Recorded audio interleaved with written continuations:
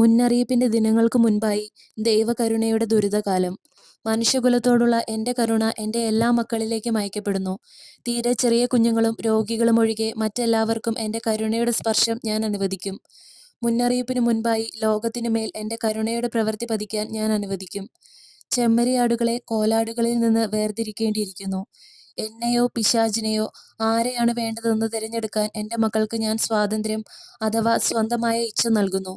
കരുണയുടെ പ്രവൃത്തി സകല മനുഷ്യരുടെ മേലും പതിക്കും. ആരും ഒഴിവാക്കപ്പെടുകയില്ല.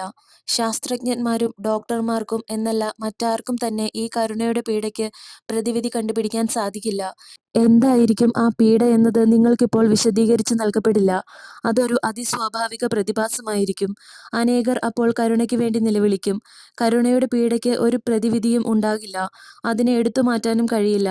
സമയം വൈകുന്നതിനു മുൻപേ മാനസാന്തരപ്പെടാനുള്ള ഒരവസരം കൂടി മനുഷ്യകുലത്തിന് നൽകാൻ വേണ്ടി നിങ്ങളുടെ യേശുവായ ഞാൻ തന്നെയാണ് എൻ്റെ പിതാവിൻ്റെ അനുവാദത്തോടെ കരുണയുടെ ഈ പ്രവൃത്തി അയക്കുന്നത്. അത് മുന്നറിയിപ്പിന് മുൻപ് ആരംഭിക്കുകയും മുന്നറിയിപ്പിന് ശേഷം ത്വരിതപ്പെടുകയും ചെയ്യും. കരുണയുടെ പീഡ സംഭവിക്കുന്നത് ഇങ്ങനെയായിരിക്കും.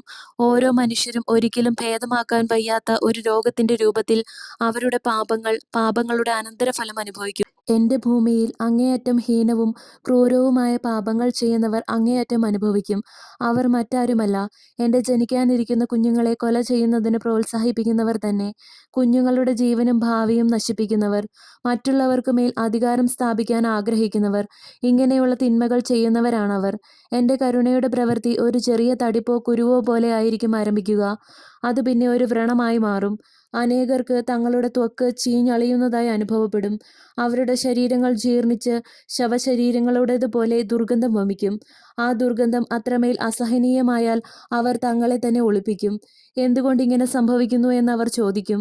അനേകർ തങ്ങളുടെ ജീവിതം സ്വയം അവസാനിപ്പിക്കും. ശ്വസിക്കാൻ പറ്റാത്ത വിധത്തിൽ അന്തരീക്ഷവായു അസഹനീയമാകും. അനേകർ ചോദിക്കും, എന്തുകൊണ്ട് എനിക്കിത് സംഭവിച്ചു? എൻ്റെ മക്കൾക്ക് നിത്യമരണത്തിൻ്റെ ഒരു നിമിഷം അനുഭവിക്കാൻ അവസരം കൊടുക്കേണ്ടതിന് ഇത് സംഭവിച്ചേ തീരൂ. ലൂസിഫറിൻ്റെ തിന്മ കൂടുതൽ വ്യാപിക്കുന്നതിൽ നിന്നും ഞാൻ സൃഷ്ടിച്ചവയെ നശിപ്പിക്കുന്നതിൽ നിന്നും അവരെ തടയാൻ വേണ്ടിയാണ് ഞാൻ അത് ചെയ്യുന്നത്. അനേകർ നരകത്തിലെ നിത്യശിക്ഷയെ ആശ്ലേഷിക്കുകയും തങ്ങളുടെ ദുരിതത്തിന് എന്നെ ശപിക്കുകയും ചെയ്യും. ഈ അനുഭവം മനുഷ്യവംശത്തെ തങ്ങളുടെ മുട്ടിന്മേൽ വീഴിക്കും. അവർ ഉത്തരം അന്വേഷിക്കും, എന്നാൽ കേൾക്കാനും സത്യം അംഗീകരിക്കാനും അവർ വിസമ്മതിക്കും. അവരുടെ പീഡനം അസഹനീയമായിരിക്കും. മരണത്തിന് ശേഷമുള്ള നിത്യസഹനത്തിൻ്റെ ഒരു രുചി മനുഷ്യകുലത്തിന് ലഭിക്കും. എൻ്റെ മക്കൾ സഹിക്കുന്നത് കാണുമ്പോൾ എതിർ ക്രിസ്തു ആഹ്ലാദിക്കും.